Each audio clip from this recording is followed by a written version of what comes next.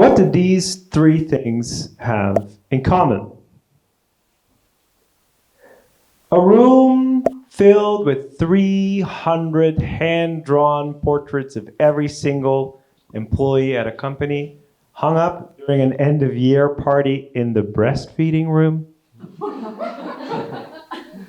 Stalking strangers on the internet so that they can record a special video for someone that I had never met, but they know very well. If you want to know more, you can speak to Cash about that later.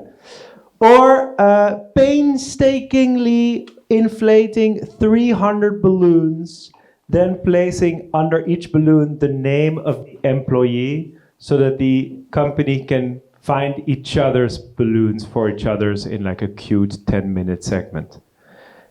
It is non-scalable care. And in the next 4.5 minutes, I'm going to tell you why going the extra mile is an undervalued tool in your L&D toolbox. I'm Tom. I've started Tomfoolery. I deal with moments at work. Moments like this, but also other moments like team offsites, etc. Or maybe an OKR meeting that just doesn't have any joy anymore. And, you know, does need love too. And what I found in these in this path is that just doing something nice can have a real profound impact. The thing, though, is every time I would do something that was a bit difficult, a bit that the effort was quite high, someone somewhere is gonna say something like this.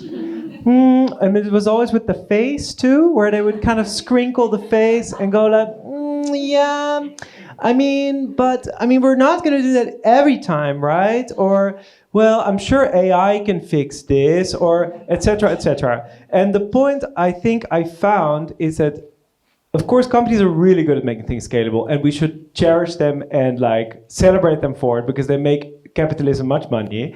But by purely focusing on the must-haves, and by automatically, when somebody says it's a nice to have, it kind of is code for we're not doing it, right? By taking away all the nice to haves, I think something's lost somewhere. Because sometimes what you need is a nice to have, because nice to haves are nice.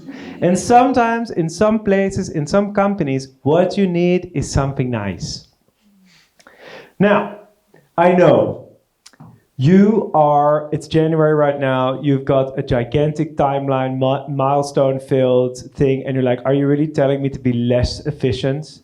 To like do things and make more effort for more difficult things? Yes, I am, but also I have 3 arguments that are going to tell you that maybe some of the challenges that you're facing as an L&D team can be solved just by putting in a little extra effort. Just to make sure you know what I mean, it's when someone reacts like this. Aw, that's nice. That could be for a company or it could be for an individual. It's just about understanding who you're doing it for and then doing that thing with effort. You shouldn't have, etc. The thing about it is that we all know about non-receptive audiences. People you send 5 feedback forms and then they don't answer them, and then the 6th time you're like, come on, right? Or maybe it's a feedback workshop where people are just not really with it. If you do something nice at the beginning of those moments, people are hardwired to have reciprocal meaning, right? So when you do something nice for them, they're much more likely to go, I see what you did there. I'm going to do it too, right? So if you're dealing with non-receptive audiences, it's a really nice way to just do something nice. Number 2, caring is really contagious. That example I talked about the 300 hand-drawn portraits, they're from WeTransfer. WeTransfer had, if you were there for a year, they gave every single person a hand-drawn portrait by someone in the company that like loved doing that, by like a group of 15 people that loved making portraits. They had a cultural value that was about being creative. So the extra effort that people spent was actually included in a behavior that they wanted to propagate anyway. So everybody wins. You get a nice portrait, someone gets to be creative, and in the meeting we all feel that something nice has happened to us, while also not forgetting about the cultural values that everybody always forgets about. And thirdly, doing something that is personal, when you're, for instance, are you really making a paper mache cutout of this person's head for the last 3 hours? And you can respond by saying, yes, indeed, I am.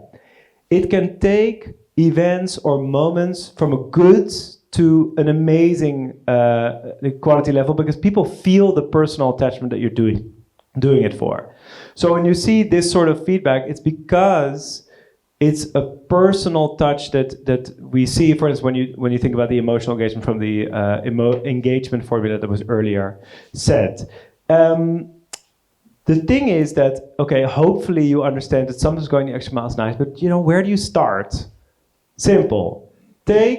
Well, it's not that simple, but take a process that is good or training that is fine, but doesn't really spark joy, does what it needs to do, and add somewhere in that process, can be in the beginning, in the middle, at the end, a moment where you do something that takes a lot of effort, is not scalable, and really personal. So you have to listen to what your audience will do. Maybe it's when you see a training not going well, you change it halfway through, or you have a really nice, positive, personal start to something. Then you can see what that does. And then, after you see that it worked, which it hopefully will, you'll see the difference at how people respond.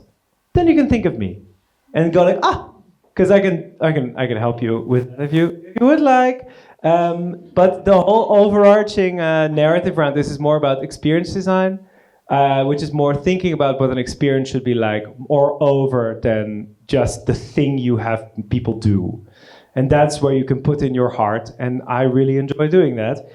If you want that too, sometimes I send out an email here and there where you can learn a bit more about experience design in general. But generally, I think that's my point, is to go the extra mile, and when you have something, just do a thing that makes someone else go, "Aw, how nice!" Because sometimes we need nice things. Thanks.